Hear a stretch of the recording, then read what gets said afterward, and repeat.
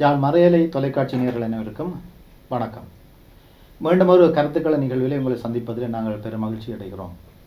இந்த காலங்களிலே பத்திரிகைகளிலும் செய்தி ஊடகங்களிலும் அதிகமாக பேசப்படுகிற ஒரு விடயம் இந்த போதைப்பொருள் பாவனையினுடைய தாக்கம். இளையோர், பாடசாலை மாணவர்கள் என்று சொல்லி பலரும் இந்த போதைக்குள்ளே அடிமையாகி சீரழிந்து போகிற ஒரு துப்பாக்கிய நிலையிலே எங்களுடைய இந்த சமூகம், எங்களுடைய இந்த வடபகுதி, குறிப்பாக யாழ் குடாநாடு இருக்கிறதை எல்லோரும் ஏற்றுக்கொண்டிருக்கிறார்கள்.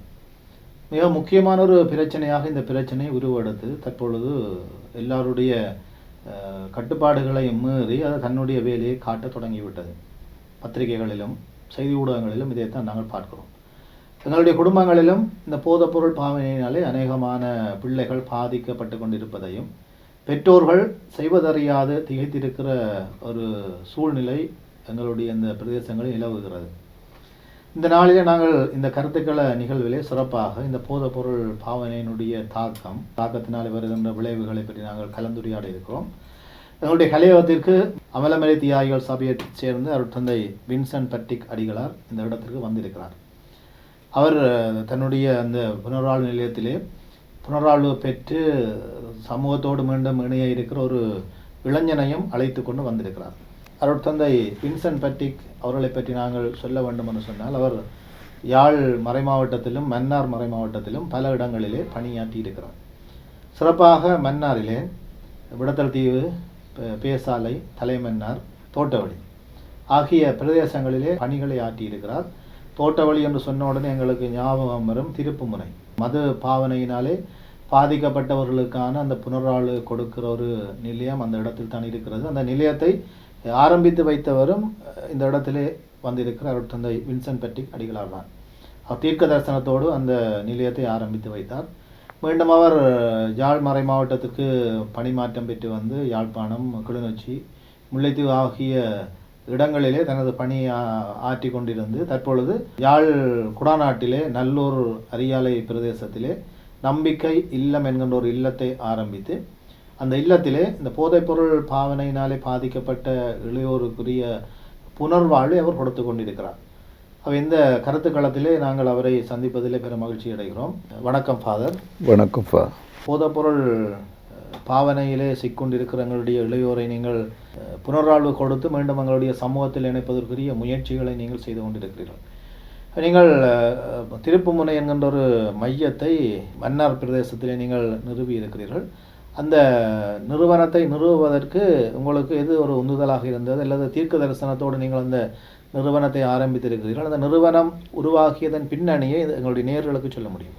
மன்னார் மறை மாவட்டத்திலே நான் எனது குருத்துவ பங்கு தள பணியை மேற்கொண்ட பொழுது முதல்ல எனக்கு விடத்திய பங்கு தந்தையாக பணியாற்றும் வாய்ப்பு கிடைத்தது. அங்கே எனக்கு கிடைத்த சமயக்காரன் ஒரு குடிகாரன். அதான் பெரிய பிரச்சனையாக போயிட்டு ஆரம்பத்திலேயே. அவர் ஒரு மாதத்தில் 15 நாட்கள் குடிப்பார், 15 நாட்கள் நார்மலாக இருப்பார். இப்போ 6 மாதங்கள் தொடர்கதையாக போய்கொண்டிருக்க 6 மாதம் முடியல ஒரு நாள் அவர் சொன்னார், ஃபாதர் நான் குடிக்கவே மாட்டேன். அப்போ இந்த 6 மாதம் நான் அவரோட தனித்து பயணித்தினேன். அவருக்கு தனிப்பட்ட முறையில் ஆலோசனை வழங்கி இருப்பு சேருங்க, குடியை விட்டு இருக்கலாம் தானே என்றெல்லாம் சொல்ல ஓமோன்னு சொல்லிப்பட்டு திருப்பியும் 15 நாள் குடிச்சோன்னே இருப்பார். அந்த 15 நாள் நான் நல்லா கஷ்டப்படுவேன். அப்போ கடைசியில் அவர் 6 மாதம் முடியல மனமாறின பிறகு அவருடைய மனைவி பிள்ளைகளோடு சேர்க்கறதுக்காக நான் முயற்சி எடுத்த பொழுது மனைவி சேர்க்க விருப்பம் இல்லை, விருப்பப்பட்ட இவர் நம்ப இயலாது என்று சொல்லி 10 வருடங்களாக பிரிஞ்சு வாழ்ந்தாங்க. ஆனால் அன்றிலேருந்து குடிக்கவே இல்லை, நல்ல ஒரு மனிதனாக வாழ்ந்தார். பிறகு அந்த 10 ஆண்டுகளுக்கு பிறகு தான் அந்த மனைவி ஏற்றுக்கொண்டார். பிள்ளைகளோடு அவர் ஏற்றுக்கொண்டு சுகமாக இப்போ நல்லா சந்தோஷமாக வாழ்கிறாங்க. இப்போ எனக்கு அது முக்கியமான ஒரு தூண்டியாக இருந்தது. ஆக இந்த மது போதையால் பாதிப்படைந்தவர்களுக்கு புனர்வாழ்வு கொடுக்க வேண்டும் என்ற நோக்கோடு நான் விடத்திய பங்குலேருந்து பேசால பங்குக்கு போன உடனே அங்கே கூடுதல் நாட்கள் மது போதையால் பாதிப்படைந்தவர்களை கண்டேன். அங்கே போனோடனே எனக்கு அதில் கடுமையாக உழைச்சேன். அப்போ நான் 7 வருஷங்கள் அங்கே பணியாற்றின பொழுது நியமான ஆட்கள் மனம் மாறி புதுவாழ்வில் நுழைந்தார்கள். அவர்களுடைய மனமாற்றத்துக்கு பிறகு நான் அவர்களை ஒரு குழுவாக உருவாக்கி பிறகு தாழ்பாடு, மன்னார், பள்ளிமுனை போன்ற பிரதேசங்களில் இந்த குழுவை உருவாக்கி அதன் மூலமாக இந்த மது போதையிலிருந்து விடுவதற்கான வாய்ப்புகளை அதிகரித்து வந்தேன். ஆக எனக்கு 7.5 வருஷம் அங்கே முக்கியமாக பேசால வெற்றிமாதா கோயிலில் கட்டின பிறகு எனக்கு அந்த பணிக்காலம் நீடிக்கப்பட்டு 7 வருஷம் முடிஞ்சோன்னே அமரர் ராயப்பு ஜோசப் பாண்டே சொன்னார், இந்த முழுநேர பணியாக அடிக்கலாமான்னு கேட்டேன். மது போதை ஆட்களை முற்பதான் நான் உடனே ஓப்பன் சொல்லிட்டேன். நான் பிறகு பிஷப் தான் எனக்கு காணியை தந்தார். அது செலக்ட் பண்ண விட்டார். தோட்டவழி, தாழ்பாடு 2 பிரதேசங்கள்லேருந்து ஒரு காணி எனக்கு பிடிச்சி தோட்டவழி, நான் விட்ட தோட்டவழி தந்தார். பிறகு அங்கே திரும்பவும் 7.5 வருஷம் பணியாற்றி அங்கே அந்த தோட்டவழியில் திருப்புமுனை என்ற புனர்வாழ்வு மையத்தை உருவாக்கி பணி செய்தேன். எத்தனையாம் ஆண்டு அந்த மையத்தை உருவாக்கினீங்க? 2006ஆம் ஆண்டு. சராசரி மாதம் ஒரு 10 பேர் அப்போ வந்தாங்க. அப்போ மாதம் 10 பேர் வரை அப்படியே நான் தொடர்ந்து சிகிச்சை வழங்கி ஆரம்ப காலத்தில் ஆட்கள் தாங்களாக வர மாட்டாங்க, நான் தேடி போய் பிடிக்கிறது. எங்களை வெள்ளை வேன் வரேன்னா ஆட்கள்லாம் ஒழிச்சிடுவாங்க, குடிக்கிற ஆட்கள் ஒழிப்பாங்க. ஆனால் நாங்களும் அவளை விடாப்படியாக தொடர்ந்து போய் அவளை பிடிச்சி கொண்டு வந்து தான் ஆரம்பத்தில் புனர்வாழ்வு செய்தேன். இப்போ நீங்கள் ஏற்கனவே சொன்னது போல் நீங்கள் ஆரம்பத்தில் அந்த மது பாவனையால் அடிமைப்பட்டிருக்கிறார்களுக்கு புனர்வாழ்வு கொடுக்கத்தான் அதை நீங்கள் தொடங்கினீங்கள். இப்பொழுது போதைப்பொருள் பாவனையால் பாதிக்கப்பட்டாக்களையும் அந்த நிறுவனத்தில் வச்சு இப்போ புனர்வாழ்வு குடிக்கணுமா? இப்போ கூடுதலாக இப்போ யாழ்ப்பாணத்தில் போதைப்பொருள் பாவனையாளர்கள் அதிகரிக்கிற காலகட்டத்தில் அது வேகமாக தான் அதிகரித்தது. யாழ்ப்பாணத்தில் மட்டுமில்லை, கிளிநொச்சி மாவட்டம், முல்லைத்தீவு மாவட்டம் இவங்கையும் இப்போ கடுமையாக போதைப்பொருள் பாவனை அதிகரித்து வருவதை காரணம். இப்போ இந்த காலகட்டத்தில் போதைப்பொருள் பாவனை அதுவும் மாணவர்கள், இளைஞர்கள் தான் கூடுதலாக இதுக்கு பலியாக்கப்படுகிறார்கள். பொதுவாக தாப்பன் குடி என்று சொன்னால், தாப்பன் மது போதையாளர் என்று சொன்னால் மகன் போதை வஸ்து பாவனையாளராக இருப்பான். சிறுவர்கள் இப்போ இந்த அண்மையில் சிறுவர்களும் கூடுதலாக பாடசாலை மாணவர்களும் கூடுதலாக இதற்கு உள்ளாங்கப்படுகிறார்கள். இப்போ நீங்கள் தொடங்கியக்குள்ள மது பாவனையால் பாதிக்கப்பட்ட ஆட்களுக்கு புனர்வாழ்வு கொடுப்பதற்காகத்தான் நீங்கள் இதை தொடங்கினீங்கள். ஆனால் யுத்தத்துக்கு பிற்பட்ட காலத்தில் தான் போதைப்பொருள் பாவனை அதிகரித்து இருக்கிறதை நாங்கள் பார்க்கலாம், அப்படி தானே ஃபாதர்? யுத்தத்துக்கு பிறகுதான் இந்த போதைப்பொருள் பாவனை துரிதமாக அதிகரிக்கப்பட்டது. காரணம் என்னன்னு சொன்னால் ஒரு அவங்களுடைய, அதாவது விற்பனையாளர்களுடைய பெரிய பொறிமுறை இருக்கிறது. விற்பனையாளர்கள் கூடுதலாக பலமுடையவர்களாக இருந்து கொண்டு அவர்கள் இதில் கூடுதல் லாபம் உழைக்க முயற்சி இருக்கிறார்கள். இதில் இந்த பொறி முறையை பார்க்குற பொழுது இந்த நுகர்வோர் பாதிப்பற்றவர்களாக தான் இருக்கிறார்கள். நுகர்வோர் பலங்குறைந்தவர்களாக தான் இருக்கிறார். இந்த பலங்குறைந்த பிள்ளைகளை, இளைஞர்களை அவர்கள் உள்வாங்கி அவர்கள் தங்களுடைய வர்த்தக நோக்கினை நிறைவாக்கி வருகிறார்கள். அருட்தந்தை அவர்கள் எங்களுக்கு குறிப்பிட்டிருந்தார், ஆரம்பத்தில் தாங்கள் தேடி போய் தான் ஆக்களை பிடிக்கிறோன்னு சொல்லி. ஒரு கிராமத்தில் போய் மது போதையால் அடிமைப்பட்டிருக்கிறார்களை இனங்கண்டு தான் ஃபாதர் பிடிச்சு கொண்டு வந்து அவங்களுடைய இல்லத்தில் வச்சு புனர்வாழ்வு கொடுத்ததுண்டு. ஆனால் இப்போ காலம் மாறி பெற்றோரே பிள்ளைகளை கொண்டு வந்து தங்களிடம் தருவதாக ஃபாதர் அவர்கள் குறிப்பிட்டிருக்கிறார். இது எதை காட்டுகிறது என்று சொன்னால், எங்களுடைய பிரதேசங்களிலே போதைப்பொருளுடைய தாக்கம் அல்லது பாவனை எப்படி அதிகரித்து கொண்டு போகிறதுன்றதை காட்டுகிறது. யுத்தத்துக்கு முதல் கட்டுப்பாட்டுக்குள்ளே இருந்தது, யுத்தத்துக்கு பிறகு இந்த போதைப்பொருள் பாவனை அதிகரித்து கொண்டு போகிறதை பலரும் சுட்டி காட்டியிருக்கிறார்கள். அதற்கு பல பல காரணங்கள் இருக்கலாம். ஆனால் எங்களுடைய இப்போ இருக்கிற உடனடி பிரச்சனை இந்த போதைப்பொருள் பாவனையிலிருந்து எங்களுடைய இளம் சமுதாயத்தை அல்லது எங்களுடைய மாணவர்களை எப்படி காப்பாற்றலாம் என்று சொல்லி பல பேர் தொடர்ந்து இதற்காக குரல் கொடுத்து கொண்டிருக்கிறார்கள். பல இடங்களிலே விழிப்புணர்வு செயல்பாடுகள் முன்னெடுக்கப்பட்டிருக்கிறதை நாங்கள் பல இடங்களிலே பார்க்கலாம். இப்போ பெற்றோர்கள் அல்லது சமூகத்தில் இருக்கிறவர்கள் முதலிலே இந்த போதைப்பொருள் பாவனையால் பாதிக்கப்பட்டவர்களுடைய வாழ்விலே ஏற்படுகிற மாறுதல்களை இனம் கண்டு கொண்டால்தான் ஒருவர் போதைப்பொருள் பாவனையால் பாதிக்கப்பட்டிருக்கிறாரா இல்லையா என்கின்ற ஒரு தீர்மானத்தை மேற்கொள்ளலாம். வருத்தந்தை அவர்களே, ஒரு நபர் ஒரு மாணவன் அல்லது ஒரு இளைஞன் போதைப்பொருளுக்குள்ளே அடிமையாகி போய்க்குள்ள அவற்றை வாழ்வில் எப்படியான மாறுதல்கள் மாற்றங்கள் ஏற்படும்? அவருடைய வாழ்வில் பெரிய அளவு மாற்றத்தை காணலாம். நடத்தையில், பேச்சில், அவருடைய செயல்பாடுகள் விரிசலாகி விலகலாகி இருக்கும். அவர் தனிமை நாடியாக இருப்பார். பொதுவாக எல்லோருடன் சேரமாட்டார். கூடுதலாக அவர் வாழ்க்கையில் ஏதோ ஒரு இழந்தவர் மாதிரி சில வேளை காணப்படுவார். அவருக்கு ஒழுங்காக நித்திர விட மாட்டார், ஒழுங்காக சாப்பிட மாட்டார், மற்ற ஒழுங்காக வீட்டுக்கு வர மாட்டார். சில வேளையில் பிந்தி தான் வீட்டுக்கு வருவார்கள். இதில் பெற்றோர் சும்மா விளையாட்டாக எண்ணெய் விட்டுருவாங்க. ஆனால் அது அங்கே பிரச்சனை ஆரம்பமாகிறது. இல்லை, பெற்றோர் மிக நிதானமாக தங்களுடைய பிள்ளைகளுடைய நடத்தை மாற்றத்தில் கவனம் செலுத்த வேணும். நுணுக்கமாக அவருடைய செயற்பாடை அவதானிக்க வேணும். கூடுதலாக அவர் டாய்லெட்டில் கூட நேரம் இருக்கிறார்னு சொன்னால் அதுவும் ஒரு கேள்விக்குறி. அவர் டாய்லெட்டு போய் அங்கே இருந்து பற்றிக்கொண்டே இருப்பார். பீடி பத்திராக்கள், கஞ்சா பத்திராக்கள், ஹெரோயின் பத்திராக்கள் எல்லாம் அவர்கள் அந்த டாய்லெட்டை தான் பயன்படுத்துகிறார்கள். அப்படியாக பார்க்குற பொழுது இந்த கூடுதலான நான் ஒரு அனுபவத்தில் பார்க்குறது, ஒரு 5ஆம் ஆண்டு படியன் ஒவ்வொரு நாளும் அப்பா டாய்லெட்டுக்கு போனால் அப்புறம் அவன் பின்னால் போவான். அப்படியே பார்க்குறது தாய்க்காரிக்கு ஒரு சந்தேகம் வந்துட்டு, பின்ன ஒரு நாள் இவர் தம்பி சின்னவன் போய் டாய்லெட் இருக்கிறப்ப போய் ரக்கன்னு போய் பார்த்தா அவர் பீடி பற்றி நிற்கிறார். என்னென்னா ஒவ்வொரு நாளும் அவர் அப்பா பீடி பற்றி போட்டு குறை பீடி வச்சுட்டு வந்தால் அந்த பீடியை பற்றி அப்படி தான் ஆரம்பமாயினார். அன்றைக்கு அம்மா கண்டு அந்த அடியோடு அவர் பீடியை பத்தலைன்னு சொல்லப்பட்டது. இது உண்மை சம்பவம். ஆகவே சிறு வயதிலேயே சிறுவர்கள் தேவையில்லாத இந்த புகைத்தல் பழக்கத்துக்கு உள்ளாக்கப்படுவதால் கடைசியில் போதை பழக்கத்துக்கு வித்திருக்கிறது. அவை மிகவும் அவதானமாக பெற்றோர் பொறுப்பாக நடந்து கொள்ளணும். தகப்பன் குடிகாரன்னு சொன்னால் மகன் போதை வஸ்துக்காரனாக இருப்பான். அதுவும் 15-16 வயதிலேயே இப்போ ஆரம்பிக்கிறார்கள் போதை வஸ்து. இது தொடர்கதையாக போகிற காலகட்டத்தில் நாங்கள் இதுக்கு ஒரு முற்றுப்புள்ளி வைக்கணும். நாங்கள் இப்படியே விட்டு விடையலாது. நாங்கள் புத்திஜீவிகள், சமய தலைவர்கள் அல்லது சமூக நலமிப்பிகள், பெற்றோர்கள் எல்லாரும் ஒருங்கிணைந்து எங்களுக்கு ஒரு பொறுமுறையை உருவாக்கி நாங்கள் நல்ல முறையில் எங்கள் பிள்ளைகளை வளர படிக்க வைக்கக்கூடிய சூழலை உருவாக்கணும். சூழல் மாற்றம் கட்டாயம் தேவை. இப்போ தம்பி பக்கத்தில் இருக்கிற இவர் பெரிய ஒரு மாற்றத்தை தனக்குள்ளே கண்டுக்கிறார். பெரிய மாற்றம் குறுகிய காலத்தில். ஆக அவரோட நான் நிறையா சில கேள்வி கேட்குற போது இது இன்னும் கூட பெற்றோர் எவ்வளோ அவதானம் செலுத்தப்படும்.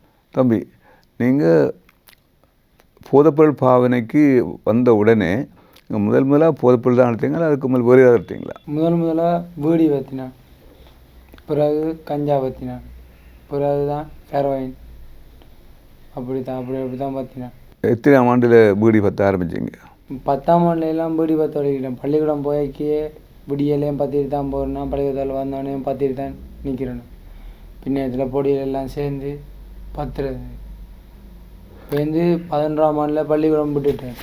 அதோட கஞ்சா பற்ற வலிக்கிட்டேன். கஞ்சா பற்றி இதெல்லாம் செஞ்ச பிறகு கொஞ்ச நாள் கஞ்சாவும் விலைகளும் கூடி தட்டுப்பாடுகளும் வந்துட்டு ஹெரோயின் வந்துட்டு அப்போ கஞ்சாவில் அப்போ ஒன்றும் இல்லை தானே போட்டு இதை எடுத்து அடிப்போம் கண்டு போட்டு சும்மா 2 பொடியிலோடு சேர்ந்து ஒருக்கா வேண்டி அடித்தேன். நான் அடித்தோடனே அதுலேயே அந்த சுகத்தை கண்டோடனே திரும்ப போய் எடுத்து இப்போ நான் தனியாகவே போய் எடுத்து தனியாகவே பற்றி 2 வருஷமாக பற்றினேன்.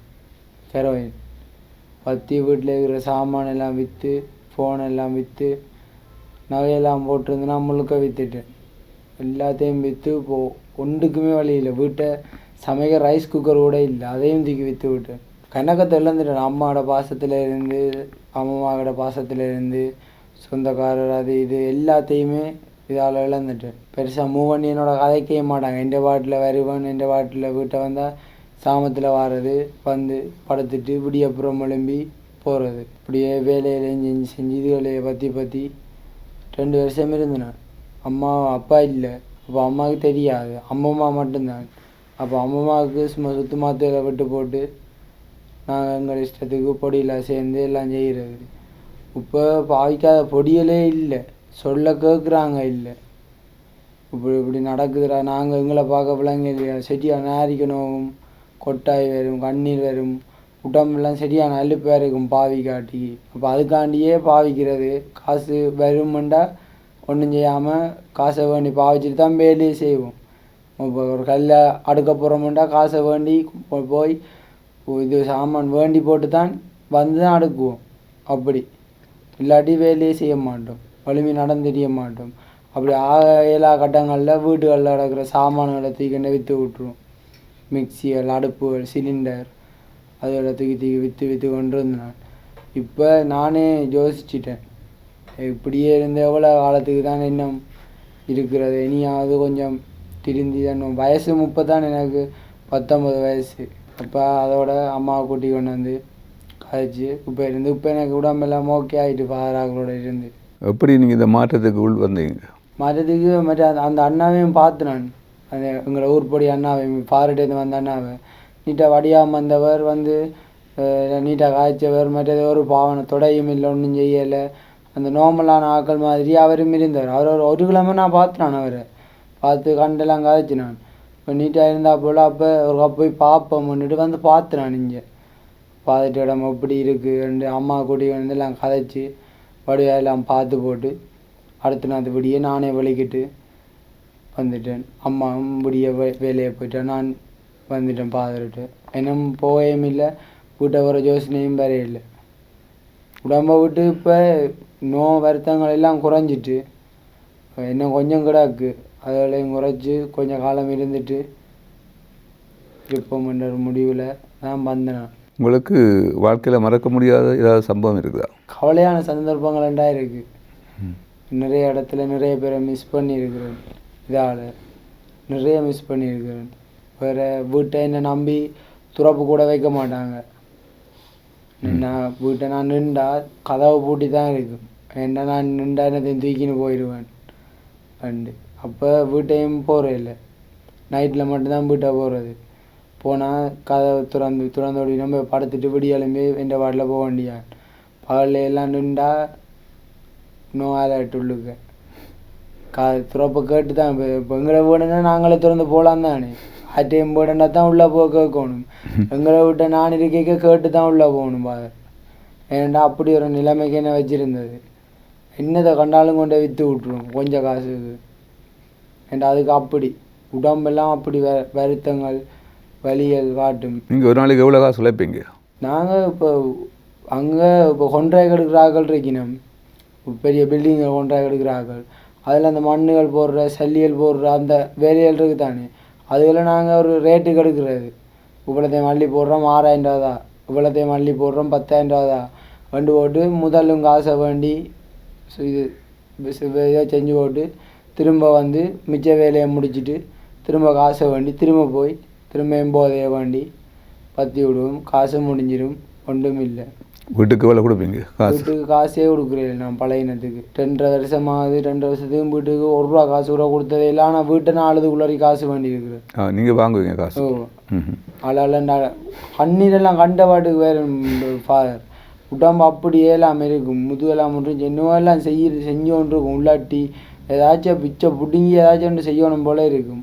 அப்போ என்ன செய்கிறது, வீட்டு அம்மாட்ட அழகாக அம்மாட்ட காசை வேண்டுவேன். அம்மா வேலையை போடுவா, வேலையை போகிற அந்த மனுஷில் காசையும் வேண்டி நான் இதாண்டி விட்டுருவேன். நானானால் காசே கொடுக்குறேன் வீட்டு அம்மாவுக்கு. இப்போ உங்களுடைய நிலையை விட்டு நீங்கள் வருந்துகிறீங்களா இல்லை சந்தோஷப்படுறீங்களா? இப்போ சந்தோஷம் உண்டு. நான் இப்போ விட்டுட்டேன், இப்போ எனக்கு சிக்கலாம் உடைஞ்சிட்டு நான் நீட்டாக போகிறேன், நல்ல பொடினா போக போகிறேன்னுட்டு அந்த சந்தோஷம் உண்டு. கவலை எல்லாத்தையும் நினச்சி இப்போ தான் கவலைப்படுறேன். ஏன்டா அப்படி செஞ்சினான் அப்படி செஞ்சினான். தனியாக தானே இங்கேயும் இருக்கிறது, ஒரே வீட்டு யோசனை தான். இப்போ அம்மா என்ன நல்ல பாசம், என்னில் இனிமேல் எல்லாரையும் விட இன்னில் தான் பாசம். இப்போ எனக்கு ஒன்றுண்டா ஓடி ஓடி வருவா, வந்து எனக்கு எல்லாம் செஞ்சு தருவா. அப்போ இப்போ கேட்ட உடனே அம்மா தான் கூட்டின்னு வந்தவா, லீவை போட்டுட்டு. வேறு ஆக்கலன்னா கூட்டிக்கின்னு வரமாட்டாங்க. என்ன போகிறேன்டா போ இல்லாட்டி நில்லு வண்டு போட்டு விட்டுருவாங்க, அந்த அக்கறைப்படுத்த மாட்டாங்க. அம்மா அப்படி இல்லை, என்னோட நல்ல அம்மா நீட். அம்மா இருந்தபடியே தான் இப்போ இவ்வளோ தூரமாச்சு நான் திருந்துறதுக்கு ஒரு இதாக இருக்குது. இப்போ யோசிக்கிறது ஒன்றே தான், வடிவாக நீட்டாக முழுசாக மருத்துவத்தை மாற்றி போட்டு சின்ன நாடகம் போகிற பிளான் ஒன்று தான் இருக்குது. போய் கொஞ்சம் உழைக்கணும். இதே காலகட்டத்தில் நீங்கள் எங்களுடைய மாணவர்களுக்கு இளைஞர்களுக்கு நீங்கள் ஏதாவது சொல்ல விரும்புகிறீங்களா? இப்போதைய பொடியலுக்கு சொல்கிறேன்டா வாழ்க்கையில் தொடவே கூடாது, தொடாதீங்க. தொட்டால் வாழ்க்கை முடிஞ்சு. ஏன்னா சரியான அனுபவம். அந்நாட்டில் இருந்து நான் ஹாஸ்டலில் கொரோனாவோட வந்தேன். கொரோனாவோட வந்து இங்கே வந்து கஞ்சாபத்தை பழகிட்டேன். அப்போ ஹாஸ்டலுக்கு போக விருப்பம் இல்லை. போய் நின்றுட்டு ஹாஸ்டலில் 3ஆம் நாள் திரும்ப நான் வீட்டை வந்துட்டேன். நான் படிக்கலைன்னு போட்டு வந்து ஒரு 1.5 மாதத்துக்கிட்ட கஞ்சாவை பற்றி கொண்டு இருந்தேன். நான் பேருந்து இது வந்தோடனே அடே எல்லாத்தையும் பத்துறோம், இதையும் பத்துவோம் ஓட்டி இதை பற்றி ஒரு 4 நாள் பற்றி விட்டேன். 5ஆம் நாத்து எனக்கு உடம்பு எல்லாம் போய் எலும்பெல்லாம் நொந்து கண்ணீரெல்லாம் வந்து துப்புரவு கையை தூக்கவே இல்லை. அது மேலே இசக்கம் இல்லாமல் தான் எலும்பி வெளிக்கிட்டு போகிறது. போய் ஏதாச்சும் ஒரு வேலையோட கேட்டுட்டு சப்ளை காசை அதை வேண்டி போட்டு பாவிச்சு போட்டு வந்து தான் வேலையை முடிச்சுட்டு போகிறோம். நாங்கள் அப்படி தான் இருந்தோம். நாங்கள் தூங்கு கோழிகள் மாதிரி இருந்துப்பீங்க. அப்படியா? நித்திரையும் கொள்றையில் ஒன்றும் செய்யல. ஏன்னா 24 மணி நேரம் வேலை தான் செய்யணும். செஞ்சால் தான் காசு வரும். தலையை குறிஞ்சுன்னு தான் கூடுதலாக இருக்கிறாங்களா? தலை குறிஞ்சுன்னு அப்படி இருக்கிறாங்க. அதான் அவங்க பாவிச்ச உடனே தலையை குனிஞ்சோன்னு இருப்பாங்க. புதிய காலம் எலும்பி பல்லு கட்டாயமாக டிஷர்ட் எடுத்து அந்த வருத்தக்காரரை விட மோசமாக டிஷர்ட் எடுத்து போட்டு ஷார்ட்ஸை போட்டு தான் போடுறது. குளிக்க மனம் பெறாது. ஏஞ்சனும் ஆகும். தண்ணி பட்டால் பட விடாது உடம்பு. குளிக்கிறதுக்கு தண்ணி பட விடாது உடம்பு. அப்போ குளிக்கிறேன்டா இப்போ ஏதாச்சும் நல்ல கடும் வேலையில் செஞ்சு விடாமலுக்கு சேராகி அப்படி வந்தால் மட்டும்தான் குளிப்பாங்க. இல்லாட்டி குளிக்கவே இல்லாது. தண்ணிக்கிட்ட போக மாட்டாங்க. இப்போ சிக்கு என்று சொன்னால் பத்தாமல் சிக்கில் குளிக்க இல்லாது. பத்தினா ஆற்றல்லையும் குளிக்க மாட்டாங்க. ஏன்டா ஆற்றல் உடைஞ்சிரும். அப்போ 2 விதத்துலையுமே குளிக்கவே மாட்டாங்க. உங்களுக்கு தற்கொலை உணர்வு அப்படியே வந்தா முந்தி? எனக்கு சாகபடமுண்டு. அப்படி சிக்கில் ஒரு கஜோச்சு நான் சேர்ந்து விட்டுட்டேன். அப்படியே காயப்படுத்துறது வட்டி இதுகள் செஞ்சுருக்கிறேன். மற்றபடி ஒன்றும் செய்யாது. இதில் காயங்கள் இருக்குது. இதுவெல்லாம் வீட்டை காசு கேட்டு தலையில் எண்ணோன்னே கண்ணாடியை பிடிச்சி இடிச்சு விட்டாச்சு விட்ட முடிச்சு. இப்போ வாழ்க்கையில் நிமிடத்துக்கு இந்த வாய்ப்பு கிடைச்சிடும்னு நினைக்கிறேன். இப்போ இனி தொட மாட்டேன். இந்த சந்தர்ப்பத்தோடய நான் தெரிஞ்சிருவேன். ஏன்னா நானே நினச்சிட்டேன் இனியும் உள்ளே போனால் வாழ்க்கை சாக வேண்டியதான். இனி பாய்க்கிறதும் சரி சாகிறதும் சரி தான். ஒன்று தான். மற்ற பொடியல் எல்லாருக்கும் இதான்.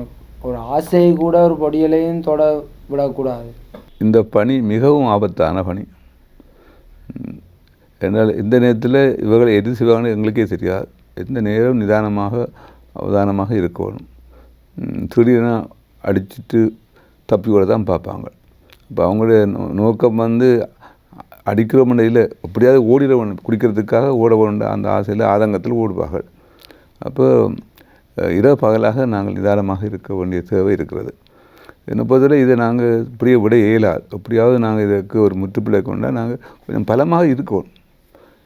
நாங்கள் பலமாக இருந்தால் தான் இந்த காரியத்தில் வெற்றி காணலாம். சரியான முயற்சி இருக்கணும். மற்றதில் முக்கியம் சிவம், தியானம், பயிற்சி. அதில் நாங்கள் கூடுதலாக உடற்பயிற்சி, பயிற்சி, சிவம், முக்கியமாக இவர்களுக்கு தியானங்கள், அது மூலமாக அவளை உள்வாங்குறோம். அப்போ இந்த அநேகமாக கோயிலுக்கு போக மாட்டாங்க. இவங்க கோயிலுக்கே போக மாட்டாங்க. அது சைவக்காரர் இருந்தானே வேக்காரர் இருந்தால் அது கோயில் அது ஒன்றும் இல்லை, அது தொடர்பில்லை. எப்போ இந்த போதையை சொல்கிறாங்களோ அன்றைக்கு கடவுளும் இல்லை, கடவுள் இல்லை என்ற நிலையில் இருப்பார்கள். கோவில் வேணாம், ஒன்றும் வேணாம். அப்போ இந்த ஆன்மீக ரீதியாக இவளை வளர்ப்பா. அப்போ இன்றைக்கி இன்றைய காலகட்டத்தில் நாங்கள் முக்கியமாக முற்காப்பு நாடுகளில் கூட ஈடுபடுறோம். முற்காப்பு நாடுகள்னா கிராம ரீதியாக பாடசாலை ரீதியாக சென்று அவர்களுக்கு சிறு சிறு குழுக்களை சந்தித்து அவங்களுக்கு இந்த பயிற்சிகளை கொடுத்து அவங்களே மாற்றி வருகிறோம். விழாமல் காப்பாற்றுறோம். இப்போ விழுந்தாக்களை காப்பாற்றுறதுன்னு பெரிய கஷ்டமாக இருக்கிற காலகட்டத்தில் விழாமல் தடுக்கிறது தான் மிகவும் தேவையாக இருக்கிறது. இந்த பணியை முன்னெடுக்கிறதுக்கு எங்களுக்கு நிறைய நிதி உதவி தேவைப்படுகிறது. எங்களுக்கு இப்போ அரசாங்கத்தால் 10 ஏக்கர் காணி இந்த திட்டத்துக்கு வழங்கப்பட்டதாலும் அதை வெளியடைக்கிறதுக்கு பெரிய அளவு செலவு போது வெளியடைச்சி இந்த புனர்வாழ்மையத்தை ஒரு புதிய முறையில் உருவாக்குறதுக்கெல்லாம் நான் கற்பனை பண்ணிக்கிட்டு இருக்கிறேன். ஆனால் எல்லாத்துக்கும் நல்ல மனம் கொண்ட ஆட்கள் இணைந்து நிச்சயமாக இந்த பணிக்கு தங்களுடைய தாராளமான அன்பளிப்பை பங்களிப்பை தந்தால் விரைவில் எங்கள் சமூகத்தை காப்பாற்றலாம். அவை நீங்கள் ஆபத்து என்று சொன்னால் இப்போ கூட என்னுடைய இரவு பகலாக தொலைபேசியில் நாங்கள் திரும்பி என்னோட ஆக்கள் சொன்னாங்க 24 மணி நேரம் சேவை செய்யட்டாம் தொலைபேசி செய்தால் நல்லது. அப்போ அவர்களுக்கு மற்றது அவங்களுக்கு முக்கியமாக விரும்புகிற போது நாங்கள் ஆள் உள்வாங்க ஏன்னா விட்டோம்னு சொன்னால் அவள் வர மாட்டேன். அப்போ சொல்லுவாங்க, இப்போ எனக்கு அவன் மகன் வர விரும்புகிறான் கூட்டிட்டு போயிட்டான்னா நாங்கள் உடனே ஓமன்னு சொல்ல வேண்டிய கட்டங்களும் இருக்குது. இப்போ நாங்கள் கூடுதலாக அதை தான் செய்கிறோம். உடனே கூட்டிகிட்டு வாங்கன்னு சொல்கிறது எங்களுக்கு விருப்பம் இல்லை. உடனே கூட்டிகிட்டு வர விருப்பம் இல்லை. அவங்க கஷ்டப்படுத்த போகிறான்னு தெரிஞ்சுக்கணும் அவங்க உள்வாங்குறோம். என்றால் பிறகு அந்த சந்தர்ப்பம் வராது அவனுக்கு. பிறகு திருப்பி ஓடி ஒழித்து எங்கேயும் திரிவான். அவனுக்கு காணா போன பிள்ளைகள் கணக்கு. ஒரு நாள் காணா போன ஆக்களை விட இப்போ இன்றைக்கி இந்த போதையினால் காணா போகிற ஆக்கள் குடிக்கணும் போகிற காலகட்டத்தில் இருக்கோம். அவை நாங்கள் எல்லாரும் ஒருமனப்பட்டு அதாவது ஆண்டவர் இயேசு அலைஞ்சு திரிஞ்சு ஆக்களை மனமாற்றி மகிழ்வோடு வாழ செய்தால் அதேபோல் நாங்களும் ஆண்டோடைய பணியாகத்தான் எடுத்து நாங்கள் முன்னெடுக்க வேணும். அன்பு பணி செய்ய என்னை ஆளாக்கி விட்டால் இன்ப நிலைதானே வந்து இதுவும் பராபரமே என்ற தாய்மான சுவாமி சொல்வது போல் அதில் பிறர்களுக்கு என்ன செய்யணும் அதே பிறருக்கு செய்யணும் ஆண்டு சொல்வது போல் நாங்கள் எல்லாரும் ஒருமனப்பட்டு இந்த மாணவர்களை முக்கியமாக காப்பாற்ற வேண்டிய கடமை நம்ம எல்லாருக்கும் உண்டு. இளைஞர்களை சரியான முறையில் வழிகாட்டி அவர்களுக்கு நல்ல தொழில் வாய்ப்புகளை வழங்கி அவங்களை வாழ வைக்கிற தேவை இருக்கிறது. இந்த நோக்கங்களை வச்சு பார்க்குற பொழுது பெற்றோருக்கு நிறைய பாடம் படிக்க வேண்டிய எளிமையை கல்வி சொல்ல வேண்டிய கிடக்கு. நம்முடைய பெற்றோர் எப்படி பிள்ளைகளை திரும்பியும் எப்படி வலுப்படுத்தலாம்ன்ற கருத்துக்களை அவங்களுக்கு நுண்ணியமாக சொல்லி அவங்களே மாற்ற வேணும். இன்றைக்கி திரும்பவும் தம்பி இவ்வளோ தூரம் மனமாறி வந்திருக்கிறாருன்னு சொன்னால் அவருடைய முகத்தை பார்க்குறவங்களுக்கு காலையில் எல்லாம் நான் சந்தோஷப்பட்டு சொல்லுவேன். அவர் நம்ம முதல் வந்தபோது அவர் சரியான கருப்பாக தான் வந்தார். அப்படி மற்ற இவங்க வீடி 10 நாளும் அப்படியே முழுக்க தெரியும் விட்டேனே. அந்த முகமெல்லாம் விகாரமாக போயிடும். ஒவ்வொரு நாளும் நான் பார்த்து சொல்லுவேன், தம்பி அழகாக இருக்குது. அது கேட்பேன், நான் அழகாக இருக்கிறேன்னா நீ அழகாக இருக்கிறேன்னா அவர் சரி சந்தோஷம். அந்த மாதிரி இவரை பார்த்தாலே உங்களுக்கு விளங்குது நல்ல ஒரு அழகான பிள்ளை, அன்பான பிள்ளை. இப்படி சின்ன சின்ன பிள்ளைகளை நாங்கள் இழக்கிறதுக்கு இன்னும் பொறுத்து கொண்டு இருக்க இயலாது. நாங்கள் விரைவாக நாங்கள் செயல்படுவோம். அருட்தந்தை அவர்கள் 2 முக்கியமான விடயங்களை எங்களுக்கு இந்த இடத்துல சொல்லி இருக்கிறார். ஒன்று வந்து போதைப்பொருளுக்கு எங்களுடைய பிள்ளைகள் போகாமல் இருக்கிறதுக்குரிய விழிப்புணர்வு, இளையோராக இருக்கலாம், பாடசாலை மாணவர்களாக இருக்கலாம். இந்த போதைப்பொருள் பாவனை பற்றி ஒரு விழிப்புணர்வை அவர்களுக்கு கொடுக்குறது, அவைகளை பாதுகாக்கிறது. 2வது வந்து இந்த போதைப்பொருளுக்குள்ளே அடிமைப்பட்டிருக்கிறார்கள், இந்த இதுக்குள்ளே சிக்கல் பட்டு பிரச்சனைப்படுற இந்த தம்பியை போன்றவர்களுக்கு அவர்கள் இனங்கண்டு அவர்களுக்கு புனர்வாழ்வு கொடுக்குறது. அப்போ 2ம் ஒருமிக்க நடைபெறுகிற போது தான் இந்த போதைப்பொருள் எங்களோட கட்டுப்பாட்டுக்கு நான் கொண்டுடலாம். ஒன்று வந்து போதைப்பொருளை பற்றி விழிப்புணர்வு, 2வது போதைப்பொருளுக்கு சிக்கப்பட்டாக்களுக்கு புனர்வாழ்வு. பள்ளிக்கிடங்களில் பிள்ளைகள் ஏராளமான மாணவர்கள் இந்த போதைப்பொருள் பாவனைக்குள்ளே சிக்கப்பட்டு இதுக்குள்ளே வரையில்லாமல் இருக்கணும். கணக்கை பெற்றோர் மேலே அதை சொல்லி கொடுக்க இல்லாமல் நிற்கணும். அப்போ போதைப்பொருள் பாவனை இன்னொன்று பள்ளிக்கிடங்களில் இருக்குது அல்லது என்ன மாதிரி இந்த போதைப்பொருளை விற்கிறாங்கன்றது சம்மந்தமாக அங்கே நேர்களுக்கு சொல்லுங்கள், இந்த விழிப்புணர்வு சம்மந்தமாக. கூடுதலாக இன்றைய காலகட்டத்தில் இந்த சின்ன சின்ன பெட்டி கடைகளில் இந்த ட்ராஃபி பாக்கு போன்ற பொருட்களை விற்கிறார்கள். அப்போ அது ஆரம்பத்தில் இலவசமாக ட்ராஃபிகள் கொடுக்கப்பட்டு பொருள் மாத்திரைகள் கொடுக்கப்பட்டு பிள்ளைகளுக்கு மாற்றப்படுகிறார்கள். என்ன மாதிரி மாற்றப்படுறாங்க? படிப்பு வேற அல்லது நல்லா படிப்பு இங்கே இந்த ட்ராஃபியை சாப்பிட்டா டேப்லெட்ஸ் எடுத்தால் இந்த நல்ல மூளை வேலை செய்யணும். ஆனால் மூளை வந்து வேலை செய்ய நான் அனுபவத்தை சொல்கிறேன். இந்த டேப்லெட்ஸோ அல்லது பொருள் பாவனையோ ஒரு காலம் துரிதமாக மூளை இயக்காது, மாறாக அவங்களுக்கு ஞாபக சக்தி குறைஞ்சிடும், மூளைக்கலங்கள் சாகடிக்கப்படுகிறது. இந்த பாடசாலைகளுக்கு பக்கத்தில் இருக்கிற பெட்டி கடைகள் பற்றி கொஞ்சம் அவதானமாக இருக்கணும், மிக அவதானமாக இருக்கும். சில ஆட்சிமார் கூட இந்த வியாபாரத்தில் ஈடுபட்டு வர்றாங்க. வெத்தில புயல சுண்ணாம்பண்டு அதோட போதைப்பொருளும் போகுது, கஞ்சான்னு போகுது, பீடின்னு போகுது. அப்போ இந்த எங்களோட கடைகளில் பீடி வியாபாரத்தை கூட நிப்பாட்டுவோம். பீடி கஞ்சா தான் இந்த ஆரம்ப பொருட்கள். இப்போ இன்றைக்கு பேப்பரில் கிடக்கு இவ்வளோ பொறுமையான பொருட்கள் பிடிக்கப்பட்டிருக்காங்க. இப்போ இது தொடர்கதையாக இருக்குது. ஒரு நாளும் பிடிக்கிறாங்க, என்ன நடக்குது? ஆனால் இதுக்கு ஒரு முடிவு இல்லையா?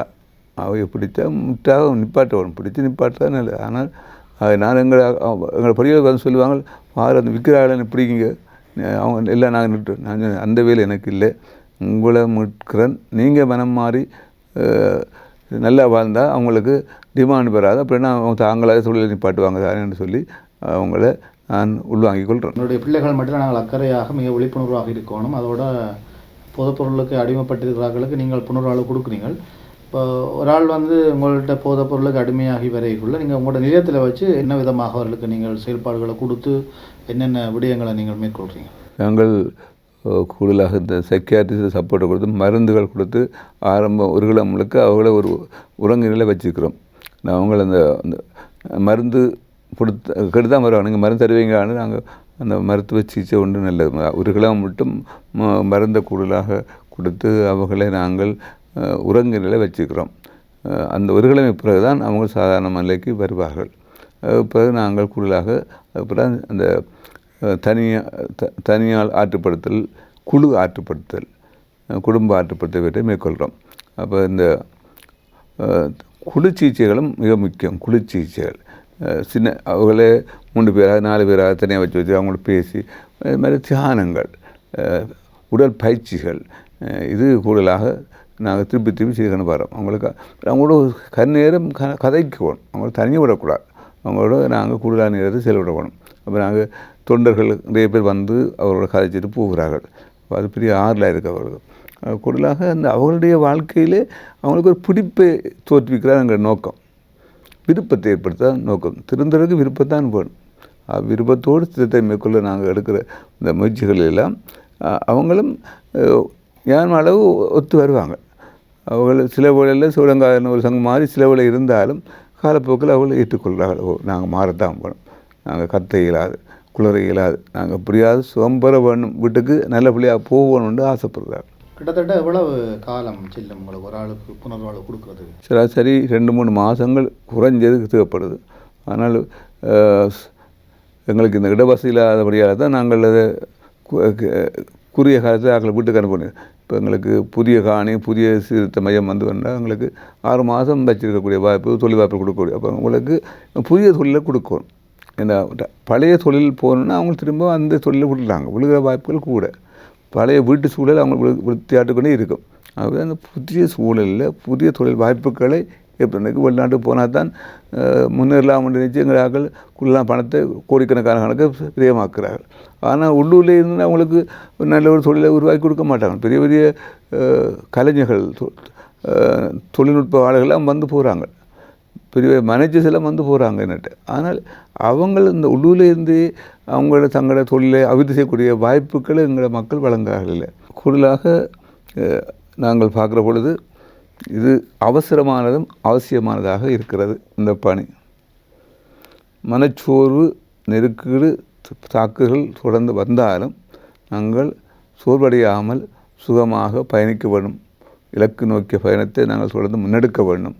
நாங்கள் எப்பொழுதும் இந்த இளைஞர்களை, மாணவர்களை நல்வழிப்படுத்தி அவர்கள் சந்தோஷமாக வாழ்க்கு நாங்கள் நிச்சயமாக களம் அமைத்து கொடுக்க வேண்டும். இவ்வளவு நேரம் அடுத்தந்தை வின்சென்ட் பட்டிக் அவர்களும் அவரோடு தம்பி அவர்களும் எங்களுடைய கலையகத்திற்கு வந்து இந்த போதைப்பொருளுடைய தாக்கம் அல்லது இந்த போதைப்பொருள் பாவனையால் வர தீமைகள் இந்த மாதிரி நாங்கள் அவற்றை அடையாளம் காணலாம் என்கின்ற ஒரு விரிவான ஒரு விளக்கத்தை எங்களுக்கு சொல்லியிருக்கிறார். அதிலும் சிறப்பாக தம்பி அவர்கள் தன்னுடைய வாழ்விலே பட்ட துன்பங்களை நேர்களுக்கு நேரடியாக அனுபவமாக இந்த இடத்தில் சொல்லியிருக்கிறார். எல்லோரையும் காப்பாற்ற வேண்டும் என்று சொல்லி அடுத்தந்தை அவர்கள் எங்களுடைய இந்த பிரதேசத்தில் இந்த பணியை ஒரு தீர்க்க தரிசன பார்வையோடு 2007ஆம் ஆண்டு ஆரம்பித்து இப்பொழுது அதனுடைய அவருடைய பணியினுடைய தேவை பலராலும் அதிகமாக உணரப்படுகிறதை நாங்கள் பார்க்கலாம். அருட்தந்தை அவர்களும் பல வரியுரைகளுக்குள் நின்று கொண்டு தான் இந்த பணியை ஆற்றுகிறார்.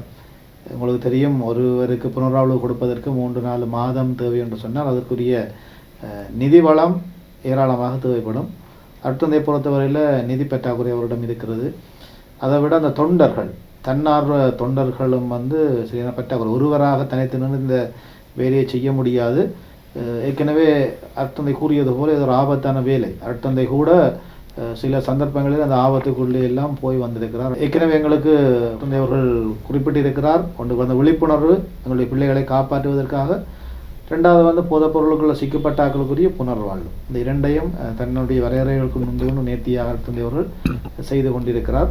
நாங்கள் எங்களுடைய நேர்கள் சார்பாக இந்த நிகழ்வில் இணைந்து கொண்ட தந்தையவர்களுக்கு எங்களுடைய நன்றிகளை தெரிவித்துக் கொள்ளுகிறோம். அவருடைய பணி மென்மேலும் சிறக்க எங்களுடைய வாழ்த்துக்களையும் பாராட்டுகளையும் தெரிவித்துக் கொள்ளுகிறோம். இத்துடன் இந்த கருத்துக்கள நிகழ்வை நாங்கள் நிறைவு செய்கிறோம். மீண்டும் ஒரு கருத்துக்கள நிகழ்விலே உங்களோடு இணைந்து கொள்ளுகிறோம். நன்றி, வணக்கம். நன்றி, வணக்கம்.